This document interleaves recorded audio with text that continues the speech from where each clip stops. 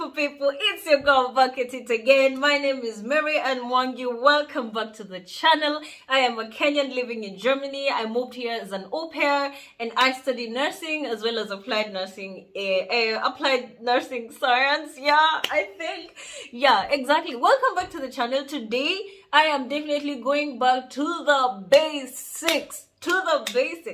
What are we talking about today? Today we are talking about the embassy questions and how to approach your interview if you're applying for au pair. The thing is, I did au pair and I went through this interview and I have already made certain videos on the same topic, but that is already like 2019 and it's 2022. So now I have some kind of new information from people that have come through 2021 and still 2022. So this is an updated version of a video that I have done, and now I am going to already jump into the video to tell you how to nail your embassy. Get fantastic rates with TapTapSend. You can now send money to Kenya at very great rates and zero transfer fees. You can send money from the USA, Canada, Germany, Italy, France, Belgium, Spain, and even the Netherlands. Trust TapTap for convenient, safe, and fast transactions. You can send money to M-Pesa and 2 Kenyan bank accounts. Download TapTapSend on Google Play Store and get a bonus on your fast transfer. TapTap, me chap chap. Use my code MaryAnn007 and get €10 on your first transfer. Now, the first thing and the most important thing before any interview, make sure you check your documents. Make sure you have 2 copies of everything that you need at the embassy. Now, this is mostly done in Kenya. I've not heard it being done in other countries, but if you applied to a different embassy that is not Kenya, make sure you also let people know on the comment section below if that is the case. I also forgot to ask you to subscribe to the channel and give me a thumbs up if you like this kind of information so you can motivate me to keep giving you more and more. So the first thing we're talking about is the documents. Now, I cannot list those documents here because I have done it over and over again on the channel. So make sure you also check out my channel to get the requirements that you need. And these things are usually specific to each country. So even if you watch my videos, make sure you also check if there's a difference, for example, for your country. Now, do you have all your documents? Do you have your contract? Do you have your passport? Do you have your residence, proof of residence? Do you have your health insurance? Do you have all these things? Once you have all these things, the next thing you do is go to the embassy. Now, once you go to the embassy, the first thing they do is they ask you to hand in your documents and they check copies of each. And they usually need 2 copies of each. So if you have this as the original, make sure you photocopy it twice, here and here. Go with 3 copies. You will take this back home. They will take 1 copy and one of the photocopies, I think you keep it, or I don't know what. But you need at least 3 copies of each. 2 photocopies of the original. So you're going with 3 sets of documents, 1 original and 2 copies. Now, the second thing, once you do that, you go into a next room where you're going to be interviewed. And I am of the opinion that these people who interview you are psychologists. And I'm going to let you know why. So the first thing they do is they ask you to introduce yourself. And the biggest question is, what language do I use? My advice, introduce yourself in German. It is not that hard. You can literally learn this 2 weeks before your appointment. Introduce yourself in German. You don't need to do the rest of the interview in German, but make sure at least you are showing some initiative to show that you actually like the country and no, my cleavage is not too down. It's actually okay. It's healthy, and make sure you make yourself known in German. My Name ist Ann Mwangi. Ich komme aus Kenya. Ich wohne in Nairobi. Blah, blah, blah.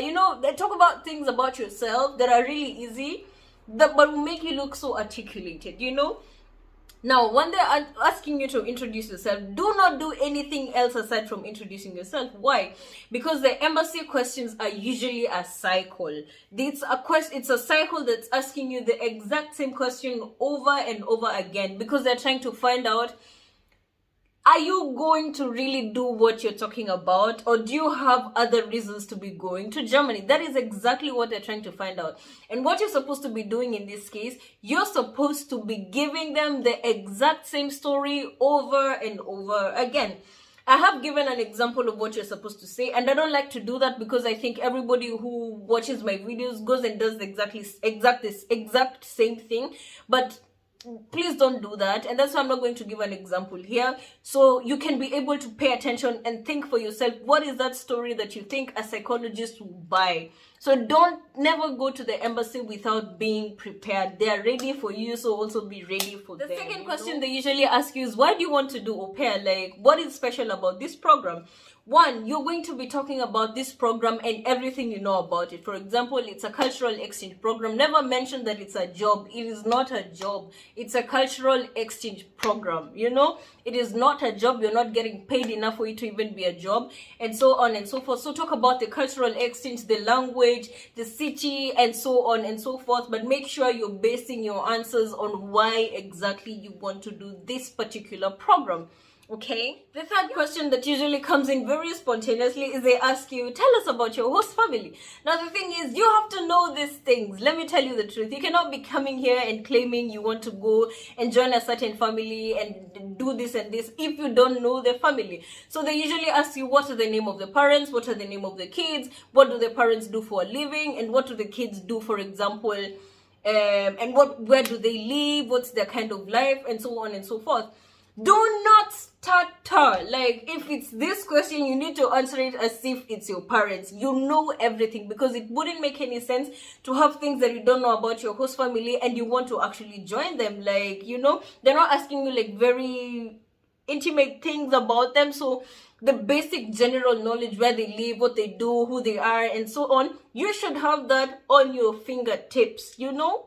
The other thing they ask you during your interview is, why exactly Germany? As you already know from my channel and maybe from every other place, you can au pair in very many countries in the world. You can au pair even in Kenya, you know? So they ask you specifically, why Germany? They're trying to find out what strikes your interest exactly about Germany. In this case, you can be talking about Germany in itself as a country. What is Germany known for? What exactly excites you about Germany? What is their culture? What are their traditions?